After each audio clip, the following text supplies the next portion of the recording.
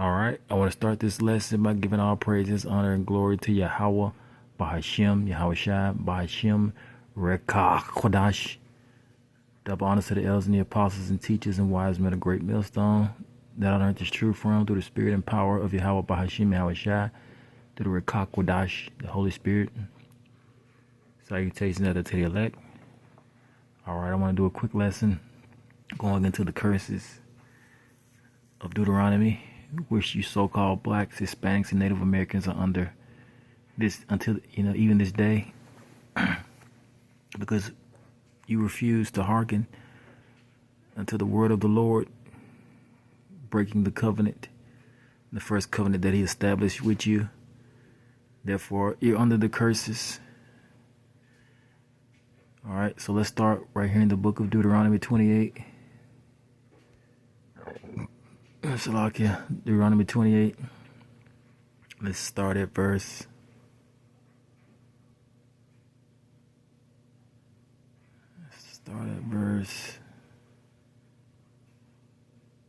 Let's see.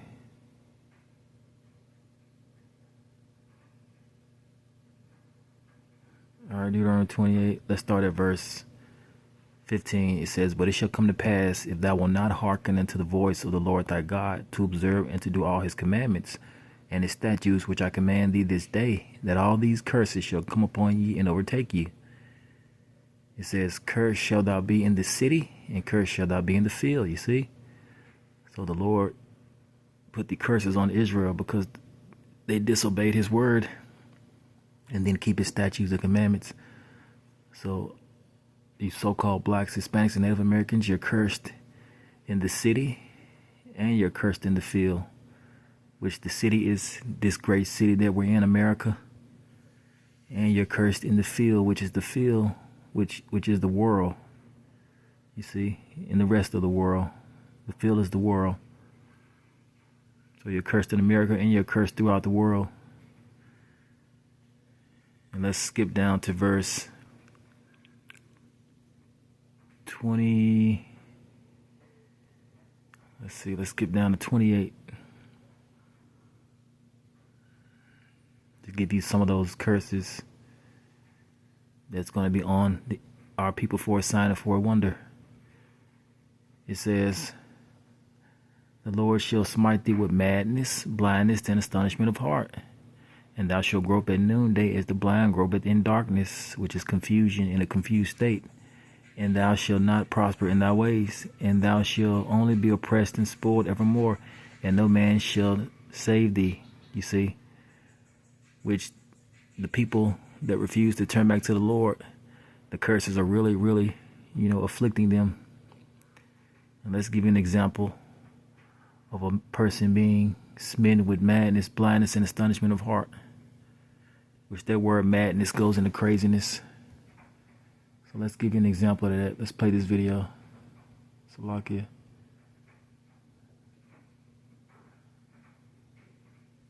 Did you pull your wiener out? Sorry, man. I'm sorry, I couldn't get here any faster. This mother out of here. Following reports of a man wearing a purple wig and exposing himself in a park, a Cincinnati police officer soon finds himself fighting for his life. However, what's even more shocking than the attack itself is the reason behind it. And you pulled the trigger hoping it was his gun? Yeah. Because it's white and you're black. And that's why you wanted to kill. Yes. The following is based on official police records, and the footage has never been seen before until now. On July 23, 2023, at 7:07 a.m., the police department in Cincinnati, Ohio, was contacted by a distressed man at the Sawyer Point pickleball courts. Cincinnati 911. There's a guy here.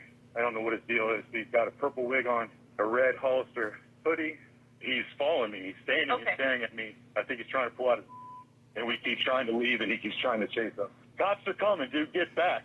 Listen to me. I can't leave. Like, he's standing here. He won't let us leave. We're cornered in a corner. We need someone here now. Oh, he's coming towards us. He's literally coming. Now he's running. He's just literally standing there staring at us. And if I move to the left, he moves to the left. If I move to the right, he moves to the right. Dispatch informs the caller that an officer, Terry McGuffey, is on his way. Oh, here he is. Here he is. The officer's going down to talk to the guy. Sherlock, yeah, stupid ad. Fair use, fair use.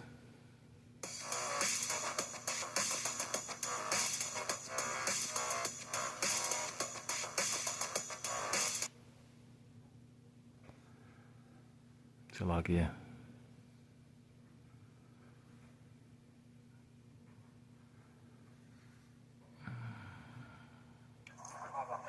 That girl, she's like 50 years old. We used to hear when I patted her. Nah, because it was physical symbolism. So I stepped behind him. Nah, I kept moving. I moved left hand right though. So I kept moving my left. Like he was trying to flex on me. I moved forward me. Trying to punk me out. So Trying to punk you out. yeah. So I did it back to him. Okay. With the grenade, I angled him out. So when that girl, she laughed at him. She got patted her. I did anything about it. The 911 caller can be seen in the background, finally making an escape now that an officer has arrived. However, while things are currently cordial, they're about to take a devastating turn. What's your name? Brandon. Brandon what? Brandon D. Kidborn. What is it? Brandon D. Kidborn. Okay. So what are you doing down here, Brandon? Oh, I'm hanging out drinking water. Okay. The man identifies himself as 34-year-old Brandon Claiborne. You on any medication, Brandon? Yes. I didn't give me an American name. They said, Did you pull your wiener out? no, I didn't. Okay. You know what exposing is? Oh, yeah, I'm about to do I need to do under. They didn't give me money for it, so I can do box increase. Did you do that? Oh, no, I didn't. Oh, yes, I did, because I felt like it. You said you did. Because I felt like it. You felt like it? Let me see, mommy. Huh? Just stay down there. Stay down there.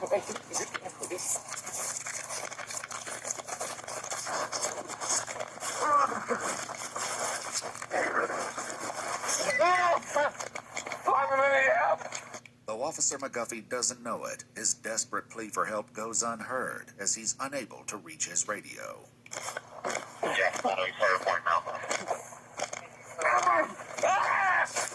I'm tired, buddy. During the chaos, Brandon managed to get a hold of Officer McGuffey's taser and is now using it to strike him.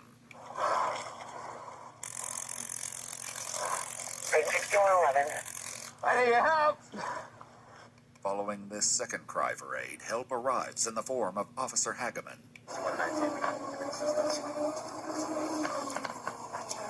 Okay. Drop the taser now. Do it. Get on the ground. Get on the ground. Do it now. Get on the ground. Get on the ground. Put your hands behind your back. Do it now. Don't you move. 6119, expedite an ambulance to my location. Ambulance and supervisor here. Okay. 120. Don't you move. Don't you move. Seeing that Officer McGuffey is bleeding profusely from his head, Officer Hageman attempts to cover the wounds with his shirt. Relax. If you want 11, we're headed that way as well. Just relax. Keep breathing. Good, 120. Hey guys, I got more cars coming. Do me a favor and direct them back to me. More police cars coming into ambulance. All right, you responding also. I couldn't. Thank you. Please go to the rest. You need to get him some help. I couldn't get to my gun. Sorry, man. I'm sorry. I couldn't get here any faster. I tried to reach for my gun. He was chasing me. He tried to tear my eyes out.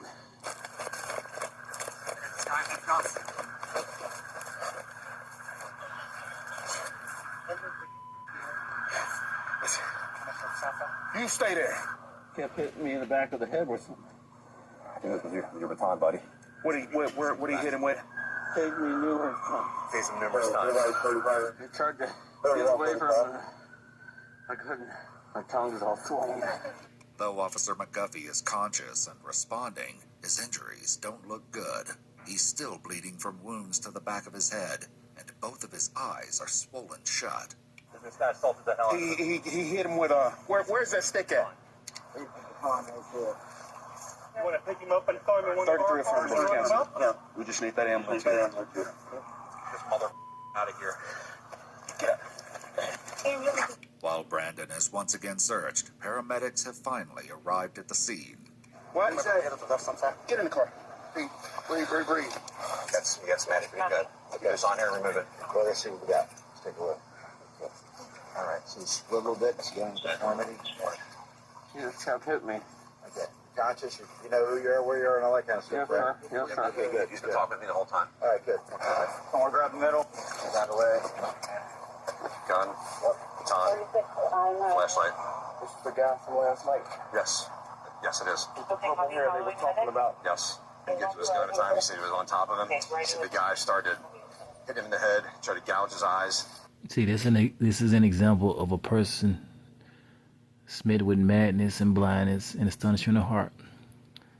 You're so-called black man, which you people, you so-called blacks in America, you know, you're from the tribe of Judah.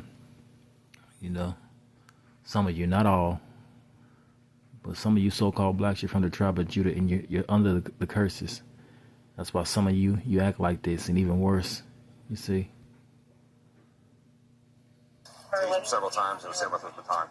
As Officer McGuffey is transported to the hospital, Brandon Claiborne is taken in for questioning. All right, take a seat right there. Yeah.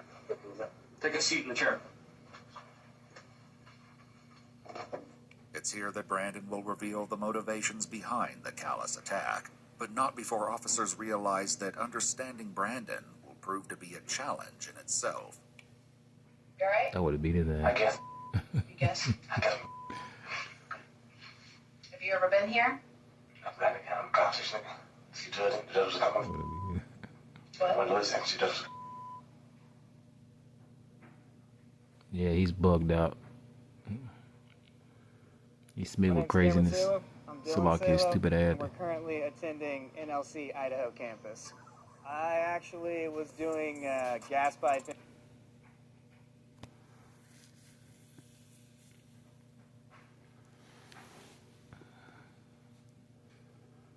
Say it again. I just got Lord. Oh. That was for me? Yes. Anyone that you no one gets ring either number. Okay. Claiborne. I'm Detective McNeil. This is my partner, Detective Tyus. And we would like to speak with you about this morning's incident. I know it was probably something that completely unexpected, but we'd like to talk with you about that. All right. He has read his rights and agrees to speak. Brandon begins by explaining that while at Sawyer Point, he got into a fight and was chasing someone. While it's unclear who Brandon was fighting, it appears that the people he chased were the ones who contacted the police, bringing Officer McGuffey to the scene. Where did you tase him at? His ass. In his eyes? First thing, he's at the back of his head, then the back of his ass. After being loaded into the ambulance, the paramedics attempted to check Officer McGuffey's eyes for injury. I'm gonna check your eyes, okay? Okay, I can wait. Yeah, okay. Are you able to open your eyes? This one's got slow shut, looks like. Yeah, I can. That one's really slow shut. Yeah, that was slow shut. So you took his taser, but you thought it was his gun, and you pulled the trigger hoping it was his gun? He said he couldn't get to his gun because the guy was on top of him. Brandon now reveals the reason he attacked him. Why did you hope that? Why? Because what?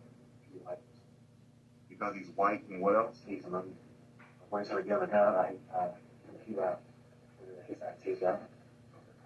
And you said something else I didn't catch. You said because he's white and he's... Okay, he's white. Okay, because he's white and you're black. And that's why you wanted to kill him. Yes. You take any medication? Yeah. What do you take? The Pepsi. It's a gentleman schizophrenia. Officer Hageman also speaks with investigators, revealing that he was supposed to arrive at the scene at the same time as Officer McGuffey. However, because he was on a Segway, he couldn't get there in time. I'm getting there as fast as I can. When I started getting that butterfly feeling in my stomach, I saw the suspect standing over the top of Terry, who was bleeding profusely, kind of down in a fetal position. And if I remember correctly, he still had the taser in his hand. As his interview takes place the same day as the incident, Officer Hageman is able to provide an update about Officer McGuffey's condition.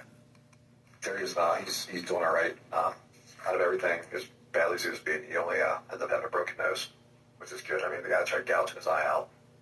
Tased him multiple times, beat him over that with his baton. So he's in good spirits, and he seems like he's doing all right. Yeah. I think his CAT scan was negative too, so. After he recovered from his injuries, Officer McGuffey was also able to speak with investigators and recalled the moment everything went wrong. Well, the next thing I recall was I was on the ground with his fingers in my eyes. You know, I knew I had to get his hand out of my eye, and I finally did. At some point, he started tasing me and hitting me in the back of the head. But I also knew, in my mind, I knew I couldn't take many more of those hits. I thought, I'm done. I'm gonna die right here in the grass, and all I could think of to do was cover my head. In his interview, Brandon stated that he hit Officer McGuffey somewhere between 30 and 39 times.